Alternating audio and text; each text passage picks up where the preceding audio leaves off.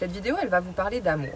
Elle va vous parler d'amour, elle va vous parler de relations, elle va vous parler de rupture aussi, je pense, à certains moments. Je voulais pas, en la tournant, sonner comme quelqu'un qui vous donne des conseils complètement sûre d'elle, qui connaît déjà tout, pour la simple et bonne raison que déjà je suis jeune, donc non, je connais pas tout. Je suis désolée, il faut l'admettre. En ajoutant au fait d'être jeune que, en plus de ça, je suis pas mariée, j'ai pas d'enfant, donc il y a encore plein de choses que je dois découvrir dans ma vie. Forcément, je me sentais pas illégitime, mais je savais juste pas comment l'aborder pour que ce soit le plus pertinent pour chacun d'entre nous. Parce que vous, quand vous me faites des retours, j'apprends certaines choses aussi, je vois un petit peu ce qui a été percutant ou pas, et comme à mon habitude, en fait, je veux juste que mon contenu soit percutant pour vous et que vous puissiez prendre ces clés-là pour les appliquer dans votre vie et dupliquer ça de la manière dont vous le souhaitez. Et par conséquent, je vais commencer par une anecdote qui n'est absolument pas la mienne, mais qui est bel et bien celle de ma très chère et tendre grand-mère. Ma grand-mère, c'est quelqu'un de qui je suis très proche dans ma vie. C'est une personne qui est très sentimentale. Et alors, en fait, qu'est-ce qui s'est passé dans la vie de cette brave dame? Eh bien, laissez-moi vous raconter une histoire. Elle est restée mariée avec un homme pendant plusieurs années.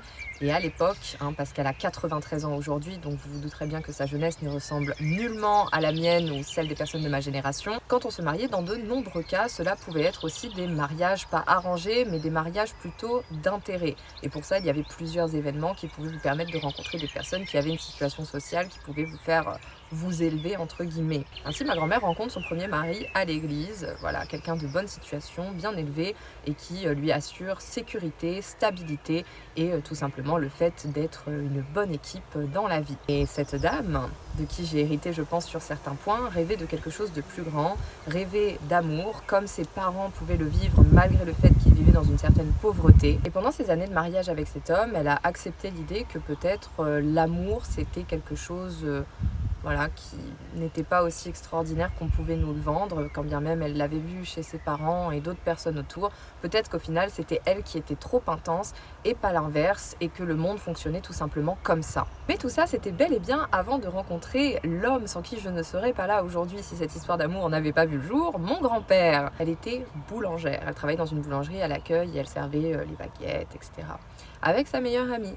Tous les lundis, avant d'aller travailler à l'usine, mon grand-père passait en voiture, venait chercher sa baguette de pain et repartait. Et c'était comme ça tous les lundis. Et chaque lundi, ma grand-mère regardait sa meilleure amie et lui disait « Tu sais, lui, je suis sûre que c'est l'homme de ma vie. » Et elle lui disait « Mais impossible que ce soit l'homme de ta vie. C'est un homme qui a une usine pas très loin. C'est quelqu'un qui est quand même dans une situation sociale encore bien différente de la nôtre. Il n'y a aucun moyen pour que tu apprennes à le connaître et lui parler. » Et en plus de ça, autre petit bémol, mon grand-père, il était marié aussi, tout comme ma grand-mère l'était avec son très cher et tendre comptable. Donc forcément, c'est quelque chose qui, aux yeux de la meilleure amie de ma grand-mère, paraissait un petit peu perché. Le temps passe, et quand je vous dis le temps, je vous parle de semaines, de mois, d'années, mais je ne sais pas comment, ma grand-mère finit quand même par avoir un contact et à se retrouver dans des situations de vie, parce que Dieu, je vous le répète tout le temps, est tellement d'une précision chirurgicale dans sa manière de faire, que quand il vous amène quelque part, c'est précisément parce qu'il y a plein de petits hasards qui s'enchaînent à la microseconde près, parce que vous deviez être à ce moment précis, à cet endroit précis pour que ça se passe. Et ça, pour le coup, on ne peut jamais y échapper. Et puis malgré tout, je vais vous épargner tous les détails de l'histoire, mais les deux ont eu littéralement un coup de foudre l'un pour l'autre, qui malgré en plus de ça les codes de l'époque, parce que je peux vous rappeler aussi que par exemple, une femme qui voulait divorcer de son mari, typiquement ma grand-mère, c'était très mal vu. Enfin, il y avait plein de choses qui faisaient que ça paraissait impossible en fait. Malgré ça, les deux étaient tellement tombés follement amoureux l'un de l'autre qu'ils ont fait en sorte que leur histoire soit possible. Ils ont évidemment fini ensemble et je ne serais pas là, encore une fois, en face de vous à vous le raconter si jamais ça ne s'était pas fait comme ça devait se faire. Et aujourd'hui, paix à son âme, mon grand-père est décédé, ma grand-mère est toujours de ce monde et que Dieu la préserve. Je vous assure, c'est une femme tellement extraordinaire. Et bien, elle se retrouve toute seule avec beaucoup de bagages, beaucoup de souvenirs, une vie pleine et remplie comme elle l'aurait envisagé, parce qu'elle a décidé aussi dans sa vie de prendre des risques, parce qu'elle savait ce qui en valait la peine. Elle a su aussi se détacher d'une relation où elle était négligée, mais pas... Enfin, vous savez, son ex-mari ne la traitait pas mal. D'accord, il était comme il était, mais il ne comprenait pas son cœur. Elle devait constamment le traduire, constamment réclamer, constamment... Et c'était juste qu'ils n'étaient pas faits l'un pour l'autre. Et à l'époque, en plus, dites-vous bien que c'était très compliqué de réaliser ça, parce que comme je vous disais, Quand on se met dans une case, après on se met dans une case, on s'y fait et puis basta quoi. Il n'y a pas 30 000 options, il n'y a pas plein de choix comme aujourd'hui. Aujourd'hui, si on est seul, qu'on a envie d'un peu de compagnie, il est très facile par exemple de sortir notre téléphone, de prendre une appli de rencontre, de trouver quelqu'un et puis le soir même de se retrouver en date. À l'époque, il y avait un rapport à la solitude, au jugement d'un village, d'une ville, à la réputation, à tout ça qui était quand même bien plus ancré. Hein. C'était terrible. Quand elle me le raconte, à chaque fois, elle en a encore des frissons de tout ce qui a pu leur tomber sur le dos à l'époque où ce scandale un petit peu s'est su. Et l'autre leçon que je trouve extraordinaire dans cette histoire, c'est son ex-mari. À 95, je crois, lui qu'il a, il est un peu plus âgé, il l'appelle encore au téléphone aujourd'hui. Il essaie encore de rentrer en communication avec elle. Il s'est remarié, il a revécu sa vie aussi. Mais il n'a jamais fait le choix du cœur, cet homme. Il n'a jamais voulu écouter le choix du cœur qu'elle essayait de lui vendre à l'époque, lorsqu'il était jeune, qu'il avait la force et la santé, qu'il pouvait bouger et qu'il avait tout devant lui. Il ne l'a jamais fait. Et à 95 ans, il se retrouve à tenter d'appeler ma grand-mère de 93 ans pour lui dire à quel point elle lui manque et qu'il la regrette tant. Et cette histoire, je ne vous raconte que les points chauds. Et la conclusion, c'est pas « Ah oui, bah allez-y, quittez vos mecs ou vos meufs, ils vont finir par vous regretter un jour parce que vous étiez trop bien pour eux. » Vous vous doutez que je ne suis pas dans ce genre de réflexion, mais plutôt quelque chose d'encore plus lourd de sens dans ces événements-là qui se sont tracés sur absolument toute une vie. C'est qu'on est face à une femme qu'on a blâmée pendant un moment parce qu'on disait qu'elle était naïve, qu'elle croyait en l'amour, qu'elle croyait en une vie en fait qui ne pouvait pas être vécue à l'époque. Et aujourd'hui, cette femme-là, elle a eu tout ce qu'elle voulait. Elle a vécu la vie qu'elle voulait. Elle est avec les gens qu'elle veut autour d'elle, inculquée de ses valeurs et de ses principes. Et cet homme-là, qui lui ne voulait pas, entre guillemets, sortir du système parce que c'était la meilleure chose à faire, se retrouve justement esclave de ses propres choix de vie. C'est-à-dire qu'on vous fait croire parfois que parce que vous sortez du moule, parce que vous pensez différemment, parce que vous ressentez trop intensément les choses, parce que vous n'êtes pas assez ci, trop ça, c'est vous le problème. Non, votre rareté n'est pas un problème. Au contraire, votre rareté demande à être trouvée par quelqu'un d'aussi rare que vous. La rareté construit de la nouveauté, construit parfois des concepts qui n'existent pas. L'humain lui-même est un créateur. Regardez tout ce qu'il construit. D'accord, Dieu nous a accordé une terre, nous a accordé sa faune, sa flore. Il nous a accordé tout un écosystème, mais néanmoins, nous, êtres humains, on ne s'adapte pas juste à notre environnement. On le rebâtit. Et pour une vie, pour notre amour, pour ce qu'on donne aux gens, c'est exactement la même chose. Et vous voyez l'histoire de ma grand-mère, je commence par ça parce qu'en fait, c'est ça, moi, qui m'a donné un rapport à l'amour qui est très spécial, puisque dans ma famille, j'ai eu cette chance que ce soit mes parents, mes autres grands-parents, ou toutes les histoires que j'ai pu entendre, c'est des personnes qui ont connu le grand amour avec un grand A. Et je ne sais pas si vous connaissez la série Bridgerton, mais je pense que pour la majorité d'entre vous, si.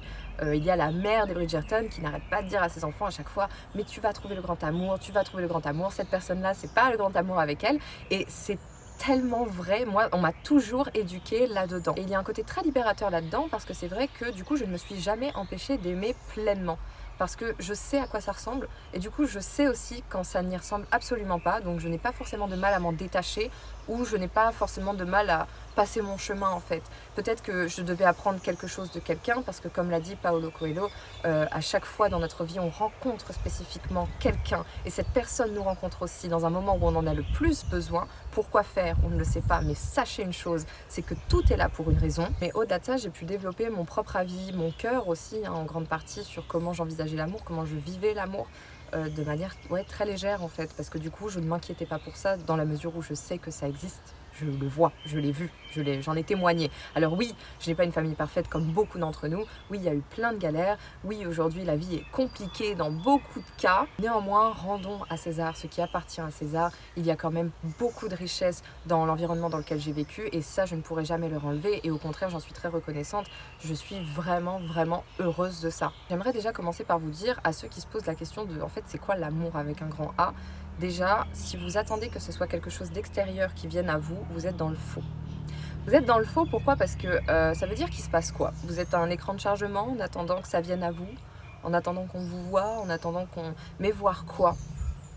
Qu'est-ce qu'on a à voir chez vous si vous-même vous n'entretenez pas votre amour propre? Parce que là, du coup, on rentre dans ce sujet-là. Laissez-moi vous donner un exemple tout bête, mais la raison pour laquelle certaines personnes aiment manger épicé, c'est parce que c'est épicé. Et puis, une autre raison pour laquelle les gens n'aiment pas manger épicé, c'est aussi justement parce que c'est épicé.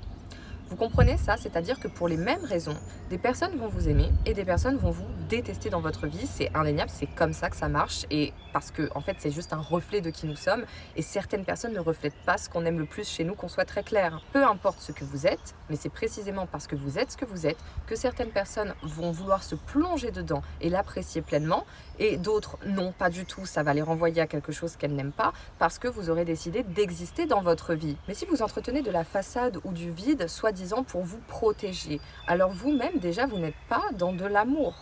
Parce que oui, se protéger, on peut dire que c'est une forme d'amour-propre, mais vouloir complètement se négliger et s'aplatir pour faire en sorte que les autres ne nous remarquent pas, je trouve ça assez contradictoire avec l'idée de j'ai envie que la bonne personne me voie. Mais pour que la bonne personne me voie, il faut que je me montre, et pour me montrer, il faut aussi que j'accepte le fait que d'autres personnes ne m'aimeront pas ou seront complètement aveugles de ma valeur, et c'est pas un problème parce que ça a juste à voir avec ces personnes-là, leur relation avec elles-mêmes, tout comme toi, ta relation avec toi-même. Pour ma part, j'ai longtemps été une personne très timide, où j'ai connu des personnes dans mon entourage qui étaient très timides, et quand on est comme ça, souvent on se dit on va laisser la personne rayonner, on est dans ce truc de j'espère qu'elle va me voir pour ce que je suis, etc. Alors qu'en fait on s'entretient pas du tout parce qu'on a peur par exemple, pour apprendre des choses, il faut savoir se planter sur ces choses-là, c'est normal, il faut savoir se taper la honte, hein. Voilà, par exemple, si demain je commence à vouloir faire de la gymnastique, évidemment que je vais me rétamer au moins 1000 fois, peut-être devant des gens, peut-être seul, peut-être les deux, mais dans tous les cas je vais le faire. C'est comme quand tu apprends à faire du roller ou de la trottinette ou du vélo, j'en sais rien. Vous êtes tombé 1000 fois. En fait, en grandissant, on a un rapport à la honte qui se dégrade de plus en plus, et où on est en mode non mais là j'ai plus le droit de me planter parce que je suis trop adulte pour ça.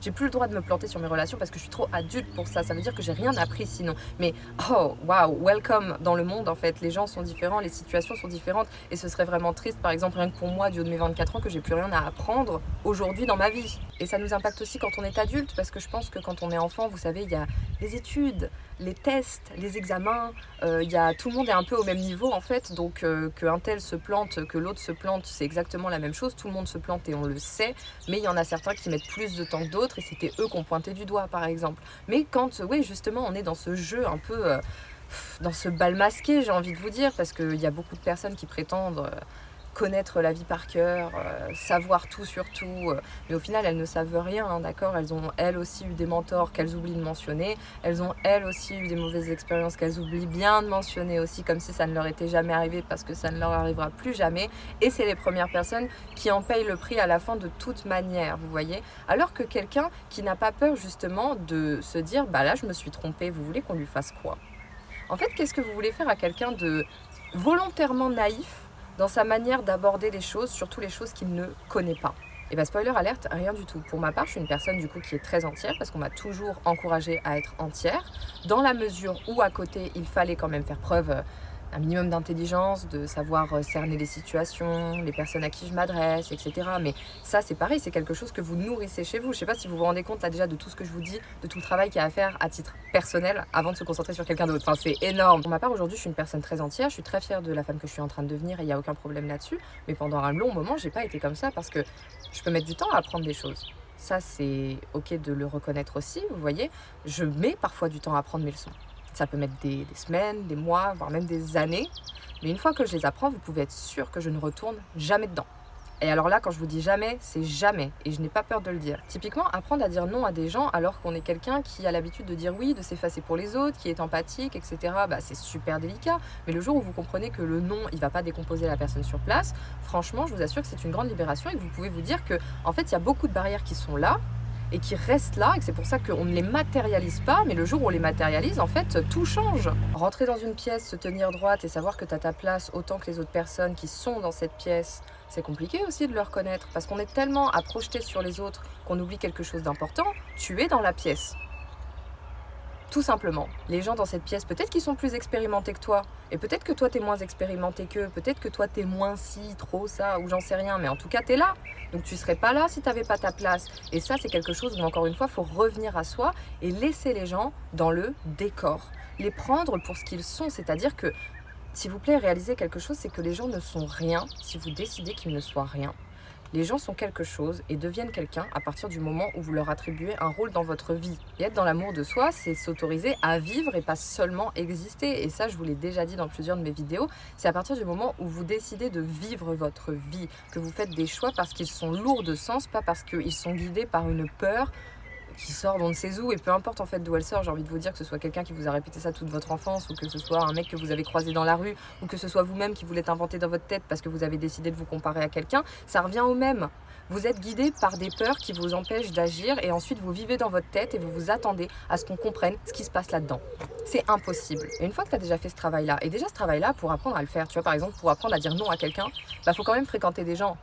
Faut quand même rencontrer des personnes. Faut quand même être face à un archétype bien spécifique pour pouvoir apprendre, nous, quelles sont nos limites, nous, qu'est-ce qui nous irrite un petit peu, ou qu'est-ce qui justement nous fait plaisir. Et ça, vous voyez, ce conseil de s'isoler. Moi, je suis pour l'isolation, et pareil, c'est quelque chose que je vous dis, mais pas constante, pas permanente, pas dès qu'il y a un petit truc, bon allez, c'est bon, je m'isole, je parle plus à personne pendant 20 000 ans, là. Non, ça sert à rien. La spiritualité, c'est collectif. Si vous transmettez quelque chose vous sera transmis. C'est pour ça, encore une fois, que je vous dis de vous détacher du fait de vivre dans votre tête, et s'isoler, ça fait trop vivre dans la tête puisque vous ne faites rien à côté. Et aussi, dernier point qui est un problème lorsqu'on se compare constamment aux autres, c'est arrêter de vous blâmer comme si les autres étaient des surhumains et que vous étiez juste un humain niveau 1.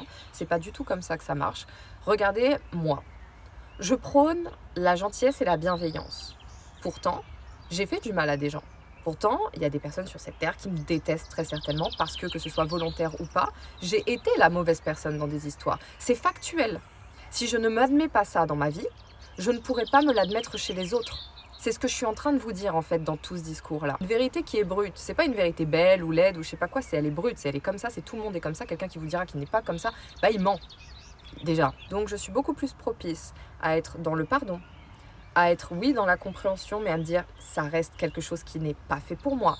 Je suis beaucoup plus propice à justement me détacher aussi, parce que je peux retrouver par exemple quelqu'un qui a des habitudes qui sont d'actualité chez lui, que je trouve comme des défauts, en me disant tiens c'est marrant, je trouve ça comme étant un défaut aujourd'hui parce que moi j'ai l'impression de l'avoir traité, mais je me retrouve quand même face à ça. Donc quelle décision importante je peux mettre? Qu'est-ce que ça m'apprend?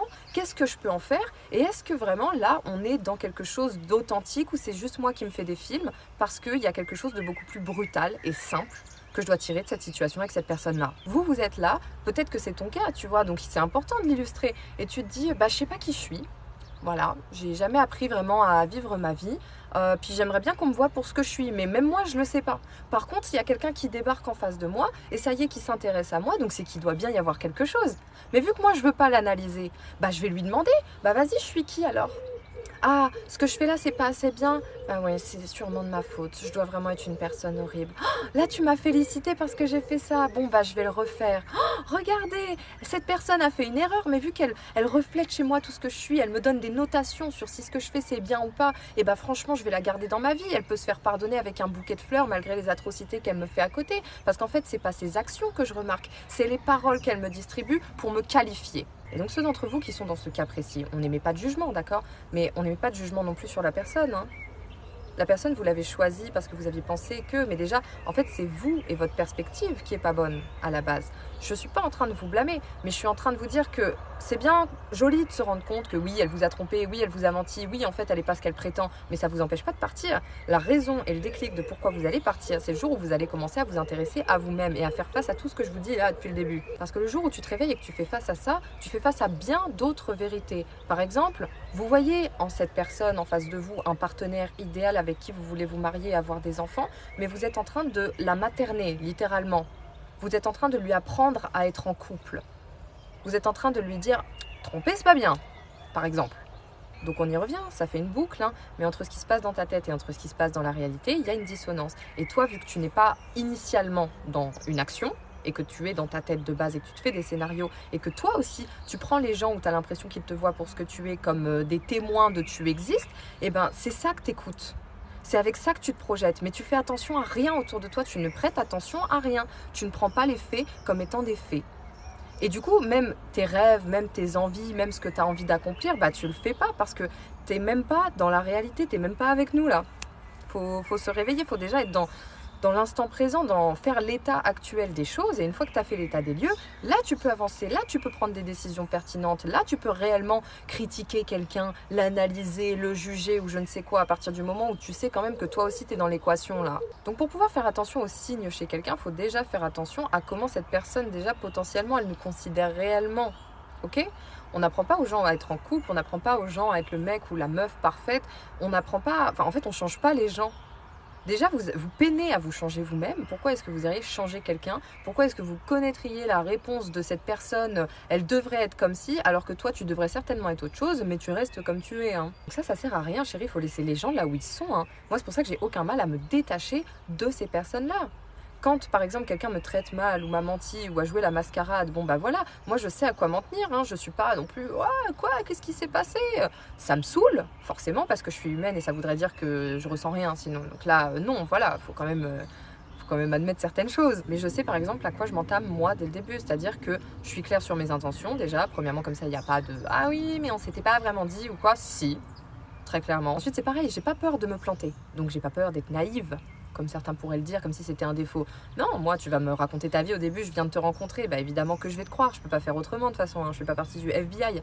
Donc bah vas-y raconte-moi ta vie, je t'écoute, j'écoute tes histoires, j'écoute tout ça, puis de toute manière si t'es un charlatan, t'inquiète pas que moi je suis très alignée avec ce que tu me dis, que je suis une vraie écoute, que je suis tout ça, donc je vais m'en rendre compte très vite.